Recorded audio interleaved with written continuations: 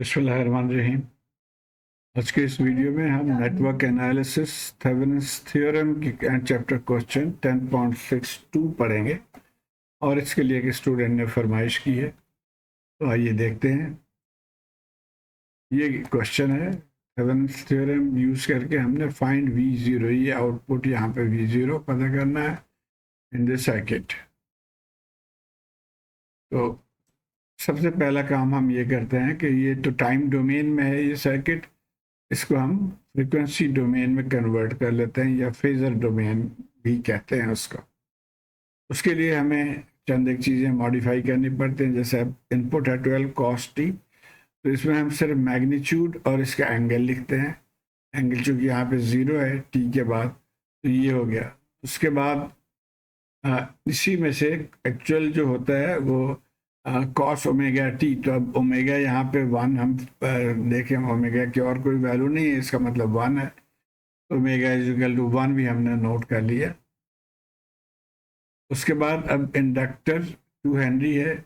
Inductor को phasor domain में लिखने के लिए जे ओमेगा एल लिखते हैं।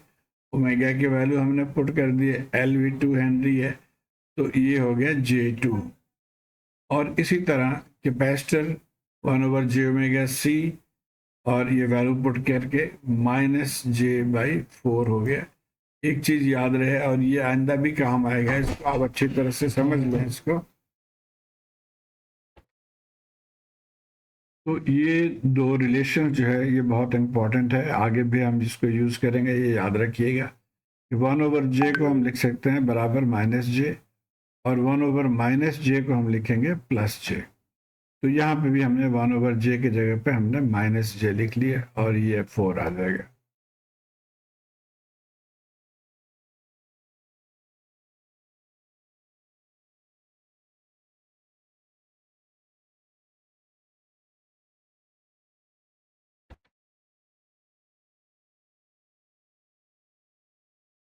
अच्छा, अब ये 1/8 को भी उसी तरह J8 आ गया। अब हमारा ये सर्किट जो है उसमें हम ये तमाम वैल्यूज हम पुट कर देंगे जो फ्रीक्वेंसी डोमेन या फेजर के वैल्यूज हैं। तो अब न्यू सर्किट हमारा कुछ इस तरह से बन गया।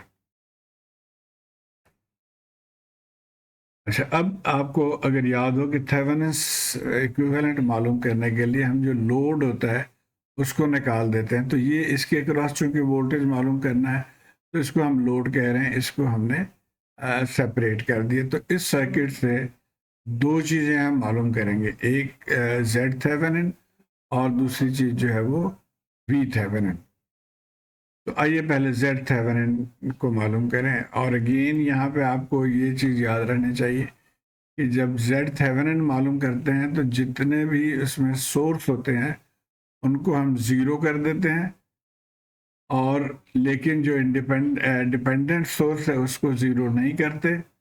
दूसरी बात, जहाँ पे डिपेंडेंट सोर्स हो वहाँ पे हम फिर टेस्ट वोल्टेज सोर्स या टेस्ट करंट सोर्स यहाँ पे लगा के तब जेड मालूम करते हैं। तो आइए देखते हैं। हमने यहाँ पे टेस्ट वोल्टेज सोर्स लगा दिया 1 वोल्ट का। तो अब अगर हम करंट मालूम कर लें IX, तो V/I Z होता है, तो 1 वोल्ट डिवाइडेड बाय I, इस तरह से हम जेड थेवेनिन मालूम करेंगे। तो एम हमारा IX मालूम करने का है। ये जैसे मैंने बताया कि जेड थेवेनिन होगा 1 volt divided by IX। So we can use nodal analysis method to find IX। और ये हमारा सर्किट आ गया। यहाँ पे हमने इसको कह दिया नोड 1, इसको कह दिया नोड 2, इसका नाम दे दिया हमने VX। ये 1 वोल्ट है तो ये यहाँ पे आ गया। हाँ, ये मैं बताना भूल गया कि हमने इसको वोल्टेज सोर्स को शॉर्ट कर दिया, जैसे पहले मैंने बताया था कि हम इसको वोल्टेज या करंट सोर्स को ज़ीरो कर देंगे। ओके, तो अब इस सर्किट को हमने सॉल्व करना है। यहाँ सबसे पहले तो करंट डायरेक्शन हमने अपनी तरफ से मार्क कर लिया। तो ये करंट डायरेक्शन आप जैसे चाहे मार्क करें। आप वोल्टेज इक्वेशन जब लिखते हैं तो इसको ध्यान में रखना है। ओके, अब नोड 1 पे हम अगर बाई KCL ये कह सकते हैं current entering is equal to current leaving. So I0 entering है और I1, I2 और I3 लीविंग है। अब इनको इन टर्म्स ऑफ वोल्टेज हम लिख लेंगे। यहाँ पे बेस्ट तरीका ये है कि ये ग्राउंड है, ग्राउंड यानी ज़ीरो, ज़ीरो से ये करंट जा रही है वी एक्स की तरफ, तो इसलिए हम इसको लिखेंगे ज़ीरो माइनस वी एक्स, और डिवाइडेड बाय जो रेजिस्टेंस है वो ये हो गया आई ज़ीरो। अब I1 को हम देखते हैं, वी एक्स से नीचे की तरफ जा रहे हैं, यानी V X minus zero divided by ये इम्पीडेंस। इसी तरह ये वाला I2 क्या हो गया कि V X minus 1 volt divided by J2, और ये चूंकि करंट 3I0 लिखा हुआ तो हम 3I0 इसको लिख लेंगे। अब इसको हम मज़ीद सिंप्लीफाई करेंगे, ज़ीरोज़ को अभी लिखने की ज़रूरत नहीं है, तो इस फॉर्म में आ गया।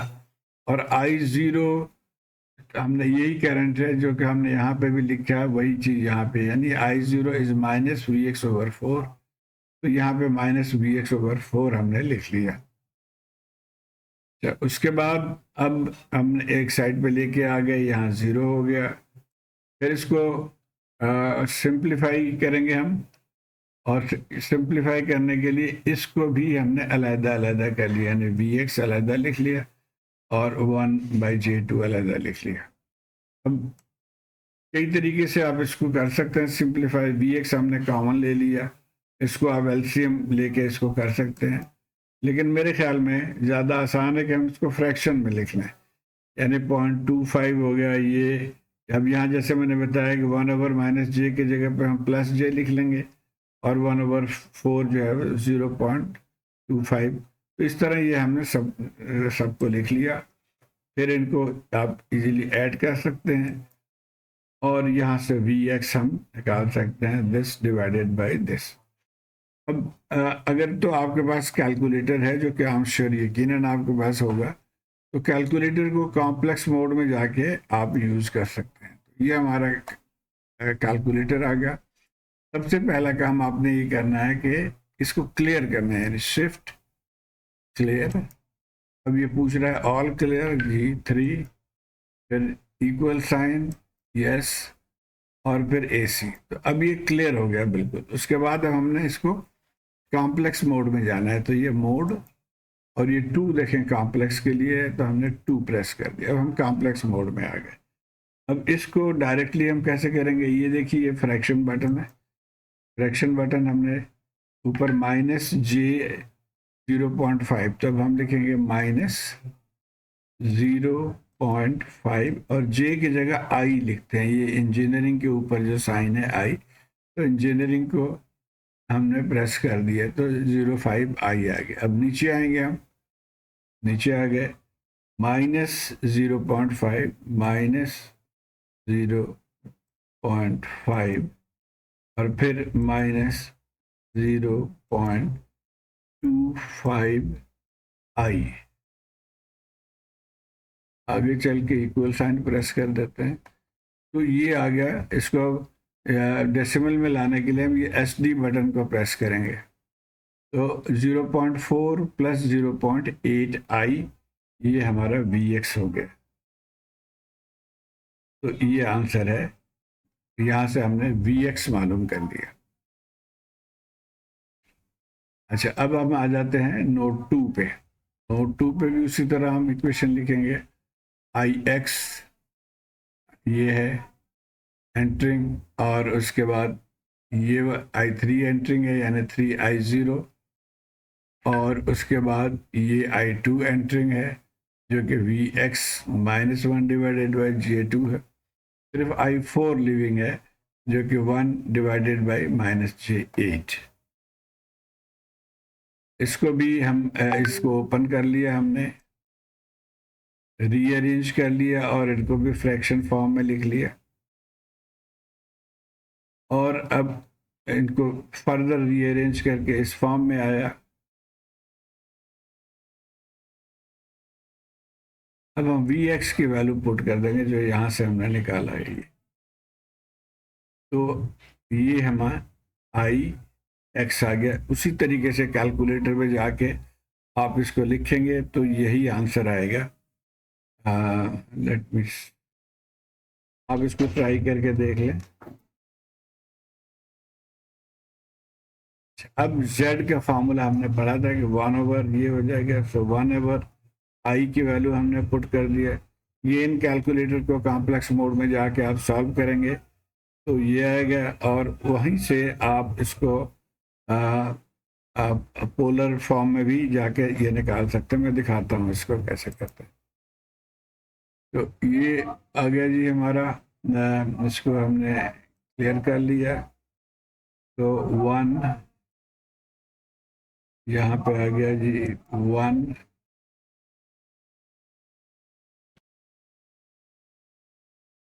जब हम नीचे आ जाते हैं यहाँ पे हमने -0.1 प्लस 0.425i ये हमने पुट कर दिया जी, इक्वल साइन ये आ गया फ्रैक्शन में।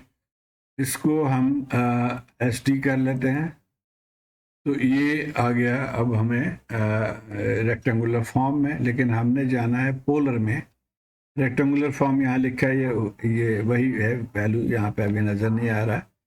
अच्छा, पोलर में जाने के लिए यहाँ एक ऑप्शन है कि आप इसको में जाते हैं शिफ्ट और कॉम्प्लेक्स, ये 2 के ऊपर लिखा हुआ है कॉम्प्लेक्स, और ये अब ये ऑप्शन आर थीटा वाला यानी पोलर फॉर्म के लिए 3, इसको हम लिख लेंगे, इक्वल साइन डालेंगे तो ये वैल्यू आ गया। अब यहाँ पे भी ये रूट वगैरह है तो इसको एस डी प्रेस कर देंगे, तो 2.29 -1.03 ये हमारा आंसर है।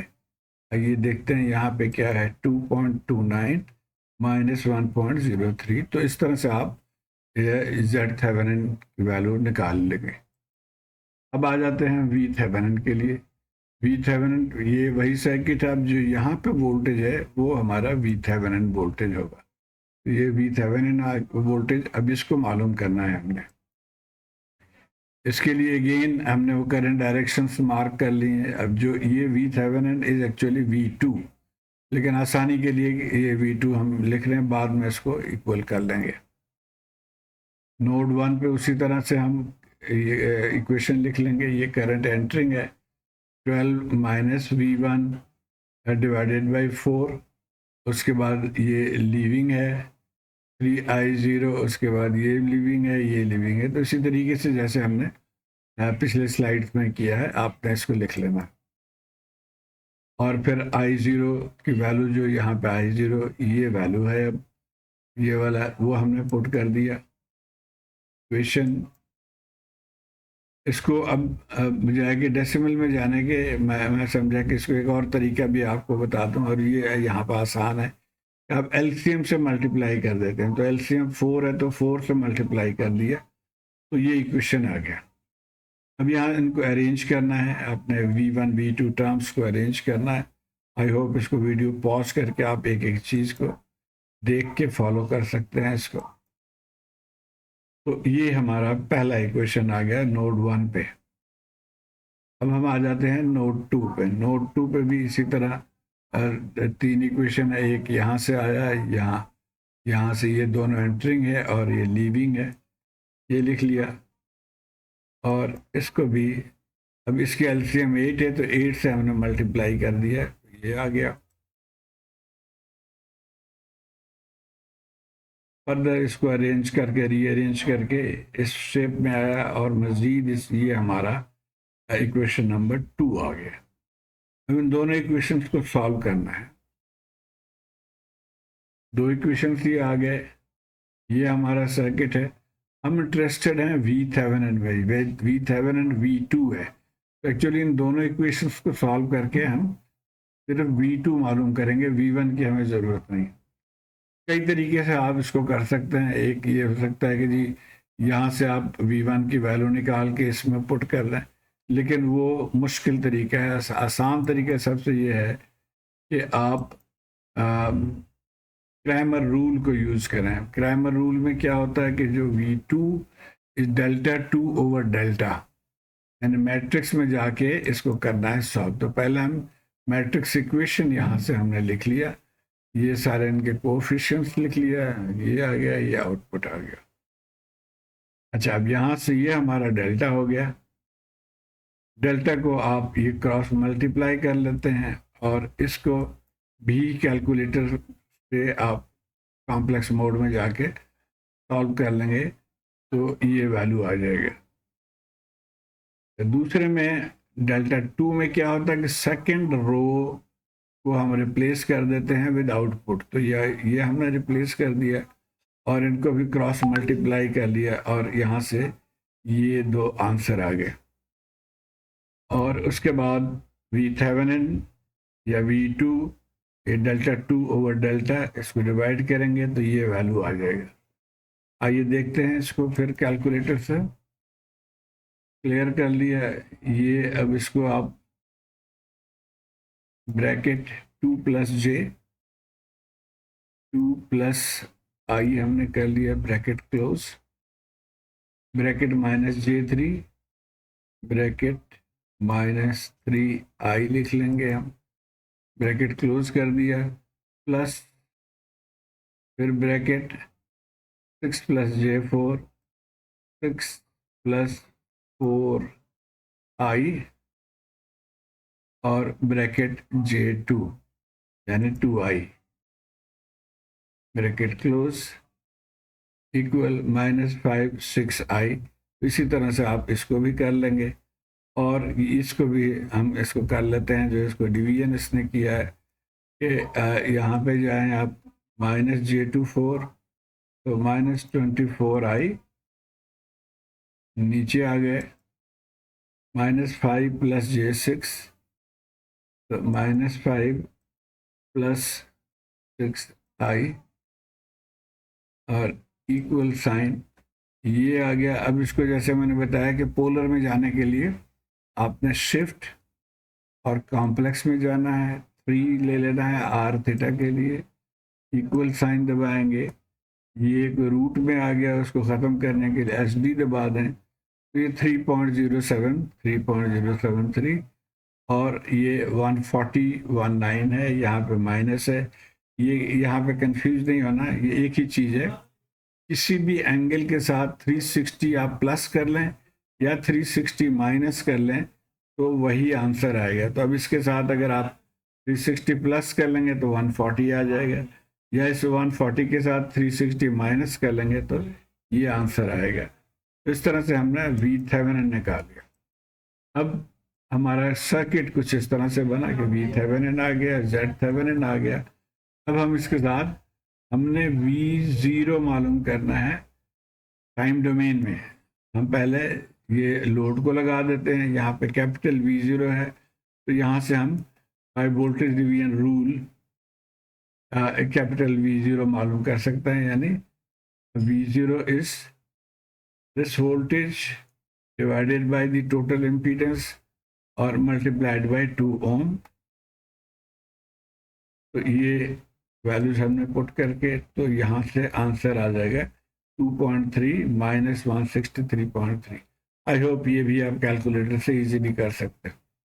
अब ये हमारा फेजर डोमेन में है, आंसर हमें टाइम डोमेन में चाहिए। तो उसके साथ हम ये मैग्नीट्यूड आ गया, कॉस टी पहले हमारे सिग्नल में था तो कॉस टी लिख लेंगे और उसके साथ ये एंगल ऐड कर लेंगे यानी माइनस 163.3 वोल्ट। तो ये हमारा फाइनल आंसर आ गया। उम्मीद है आप इसको फॉलो कर पाए होंगे। मुझे अपने फीडबैक से ज़रूर आगाह कीजिए और दोस्तों यारों में इसको शेयर करें। शुक्रिया।